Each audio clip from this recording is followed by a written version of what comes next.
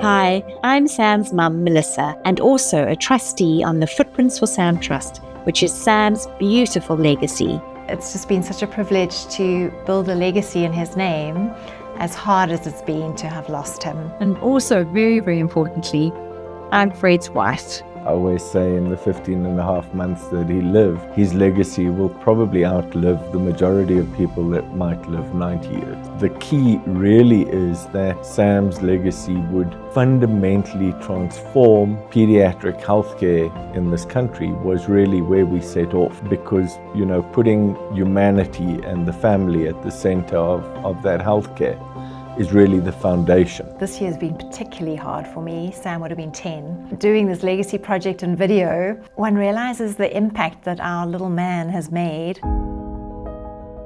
So transport is really difficult, and often patients rely on taxis or buses and often can't get to the hospital, specifically our transplant patients who need to come for regular checkups. If you're looking at our liver transplant patients, they come sometimes weekly back to the hospital. And taxi fares are quite expensive in Cape Town because Red Cross is actually not on a major taxi route. I need to take 3 taxis, one to another township, then I'll connect to the one to town, and then when I get to town to get the one that goes to Rondebosch. Some parents, the child who's in a wheelchair, that's the huge challenge. The problem there was just getting 2 boys into a taxi with a double pram, because we took 2 taxis and then a bus just to get to Red Cross. Sometimes you have little money as well. You are thinking, should I buy bread?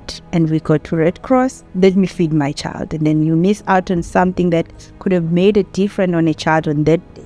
When a mom with a special needs kid who isn't easily moving, who maybe has a trachea, and there are so many other things for you to be worried about, let's take away how you're going to get from home and to your appointment on time.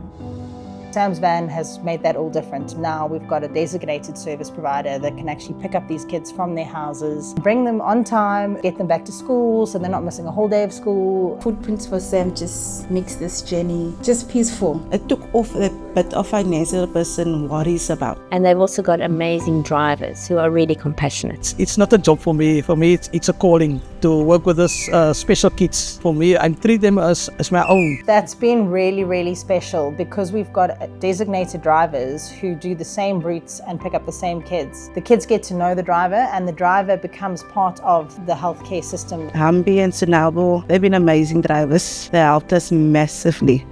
Partnering with Footprints for Sam has been such an amazing opportunity for PedsPal. It means that we can be quite confident that the families, and especially the most vulnerable families, if you're coming in a big buggy or from a really distant area, that we know you're going to come through the door.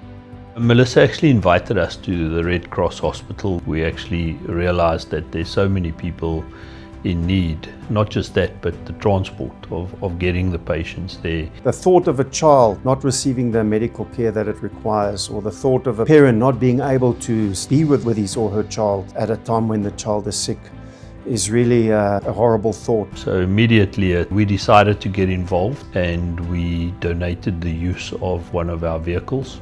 200,000 kilometers later, 7,500 children that's been transported with caregivers, total of 14,000 in total. Unbelievable what the team is doing. I've seen the impact Sam Sabisi is having on people's life. It's so special that we are able to take part in that. GIB are involved with Footprints for Sam in a very special way. We provide the insurance for the buses that Footprints for Sam use to transport the patients and their families to and from the hospital. It's really a service without which we couldn't manage, and Sam really does smile on us from above when the vans go out and go and fetch our patients.